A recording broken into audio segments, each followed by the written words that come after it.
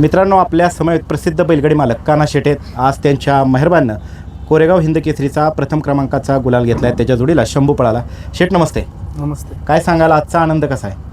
आनंद खूप आहे आणि खरं तर खूप आनंद असते. आमची घरची मंडळी म्हणजे आमचे दीपक दादा झाले आणि आमची घरची फॅमिली याच खूप आनंद असते, कारण की 82 वर्षाची परंपरेची इथं निभवली जाते कोरेगाव मैदानात. ते आज त्या 82 वर्षाची परंपरेचा मान राखून जी आपली जोडी मैदानात एक नंबर केलेला आहे, त्यांचं सर्वप्रथम मी अभिनंदन करेन शंभू आणि मेहरबानचं. का त्यांनी आम्हाला इथं या क्षणापर्यंत आणलेलं आहे. का आज चर्चेचा विषय ठरलेला आहे, आज मालक चर्चेत झालेले. आकाश भाऊंच्या विषयी काय सांगाल? आकाश भाऊंच्या विषयी आज बोलेल तेवढं कमी आहे, कारण की खरा मेन तर आज अक्षरशः विश्वास त्यांनी दाखवलेला आहे मेहरबानबद्दल. कारण की एवढं बॅकफुटला आम्ही होतो मेहरबानबद्दल. आज कुठल्याही प्रकारचा म्हणजे निस्वार्थपणा दाखवला आणि एक मनमोकळेपणा. त्यांनी एका क्षणात मला फोन केला दुपारी 12:30ला आणि मी एका क्षणात त्यांना हो बोललो.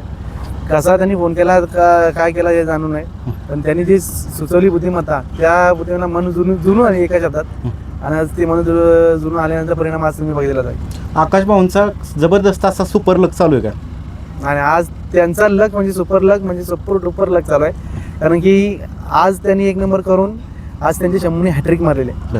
आज म्हणजे ती पण नावाजलेली मैदान, अशी का नामांकित मैदान. पहिला एक आमच्या मुंबईमध्ये थार, दुसरा 3 लाखाचा मोठे बक्षीस मान, आणि तिसरा आज 82 वर्षी परंपरा हिंद केसरी मैदान कोरेगाव. आणि तिन्ही पण 3 फेऱ्याचे, तिन्ही पण 3 फेऱ्याचे मैदान आणि तिन्ही पण एक नंबर केलं. दादा, सकाळी ज्यावेळेस बाईट घेतलेली त्यावेळेस पूर्ण चेहऱ्यावरती कॉन्फिडन्स दिसत होता की आज काही ना काहीतरी जोडी करणार, आणि तुम्ही बोललेलंच ही जोडी आज राहणार, 100% राहणार. कॉन्फिडन्स असा होता कारण की भाऊ 2 मैदान जो बैल मोठमोठ्या मैदानात एक नंबर करतोय, आज त्या बैलाचा पायरा आपल्या घालत आहे, तर कुणालाही कुठल्या बैलवरला कॉन्फिडन्स ह्या 100% राहण्याची गरज आहेच. कारण की त्या क्षणी कसं असतं का आपलाच बैल पळायला पाहिजे, तो बैल काय एक नंबर ओढून करणार आहे. दादा, सगळ्यांच्या बोलण्यात असं येतं की तुमचा खूप गरीब स्वभाव आहे, त्याचबरोबर मेहरबान पण खूप पाठीमागे राहतो, खूप सुंदर पळतो, खूप त्याचं पण ट्रेंडिंगला काय येत नाही, म्हणजे काय विषय असेल? हाय चर्चा आणि ते कालवा करून आम्हाला जमत नाही. म्हणजे कसं आहे, ते गर्दी करणं, परत मागं पब्लिक, म्हणजे जे फॅन्स आहेत ते येतीलच, त्यांना कोण थांबू शकत नाही. तर कशासाठी बैलगाडी क्षेत्र आहे, आज तुम्ही हिरो आहे तर मी हिरो आहे, उद्या मी हिरो होणार आहे. बरोबर. आज गरीबाचा बैल पण एक नंबरला जाणार आहे. आम्ही पण गरीबच आहोत, आम्ही पण जे शून्यातनं वरती आलेलो आहेत, त्याच्यामुळं जी कदर आहे आम्हाला शून्यातनं वरती आलेली, त्याची कदर आम्ही विसरत नाही. कुणाला अजून कुठल्याही प्रकारचा हाडतोड आम्ही कधी गेलो नाही. बरेचसे मध्ये जर तुम्ही गेला असाल किंवा नसाल गेला मी बघितलं, पण तिथून बरेचसे पब्लिकला हात नको लावू रे, इथं लांबून उभा राहा रे, हाताची घडी काढ रे, असं बोललं जातं. म्हणजे कशासाठी? प्रेमापोटी येते ना तुमचे जवळ बाई. एखादा प्रेक्षक जर तुमच्या जवळ येते प्रेमापोटी, तर तुम्ही त्याला द्या ना, मान सन्मान द्या ना, त्यांच्या आवडीनुसारच तुम्ही मोठे होणार आहेत ना. हे जे शिल्ड आहे, हे शिल्ड प्रत्येक बैलगाडी मालकाचं स्वप्न असतं.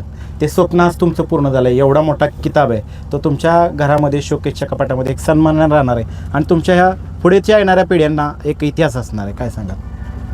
पुढचे येणाऱ्या पिढीनं इतिहास 100% असणार आहे, कारण की ह्या किताबासाठी एक कलातली ताईतच म्हणली जाईल. बरोबर. तर आता जर हा क्षण गेला तर पुन्हा पुढच्या वर्षी येणारा पण काल आपण त्या मैदानात जिंदगी होतो की नाही याची गॅरंटी काय नाही. बहुतेक आपली पिढी पण जाऊ शकते. बरोबर. तर दादा, आता एक महत्त्वाचा प्रश्न. बिंदोड क्षेत्रामध्ये जे 2 वेगाची वादळं समजली जातात, एक म्हणजे भुंगा आणि दुसरा म्हणजे मथुर, हे दोघं जोडी आज एकत्र पाळली. काय सांगाल या जोडीच्या विषयी? नाही, जोडी ती मालकं पण आपली घरचीच आहेत आणि ती बैल पण आपली घरचीच आहेत, त्याच्यामुळे ती गाडी 100% राहणारच होती, आम्हाला गॅरंटी होती. कारण की एक बिंदोडचा बादशाह सुद्धा आहे आणि 3 फेऱ्याचा पण आहे, आणि दुसरा पण त्याच स्थितीने चालणार आहे. भले या वर्षी तो निर्माण झाला असेल, तो पण बिंदोडचा बादशाह आणि 3 फेऱ्याचा पण बादशाह. एक काळ असा तर भुंगाने मेहरबान सुद्धा 3 फेऱ्यात पळत होती. बरोबर आहे. आता याच्यानंतर पण बोलू शकते, तो विषय काहीच नाही. पण जी आज गाडी ती राहणार होती, पण सामना घेण्यात आला, पण ती चिठ्ठीवर निर्णय झाल्यानंतर काहीतरी मागे पुढे शेवटाला नशिबाची भाग असतो. हा, त्यामुळं किंवा प्रकारांचा राहिना ना गाडी तर सुंदर अशी पळाली, हिंद केसरीचा मान मिळाला आहे. ड्रायव्हर कोण होते आणि स्पीडमेकर कोण होते? ड्रायव्हर तर आम्ही बघा, तुम्ही भुंगाच्या आणि मथुरच्या गाडीवर तो ड्रायव्हर, तोच आमच्या गाडीवर होता गट्टू फायनलपर्यंत. आणि सुट्टी वगैरे आमचे आबा तांबले आणि सागर काळभोर हे आमच्या नेहमी सोबत असतात. आणि यांच्या जीवावर जो आम्ही एसरीचा तागा त्यांच्या हातात देतो एकदम असं निस्वार्थ मला तो बैलाची सुट्टी म्हणजे कुठल्याही प्रकारचा बैलाबद्दल स्वार्थ आणि कुठल्याही बैलाची डोळे टाकून विश्वास ठेवा यांच्या दोघांवर यश प्राप्त होते. कुणाल दादानी गाडी कशी चालवली आज? कुणाल दादाबद्दल काय आता सध्या तुम्हाला बोलायला तेवढं तर कमीच आहे. मैदानात जो बैल म्हणजे आता त्याच्या हातावर बघा पालवणार आणि दुसऱ्याच्या हातात बघा मुंबईचा A1 टॉपचा ड्रायव्हर आहे तो. बरं. चालते दादा.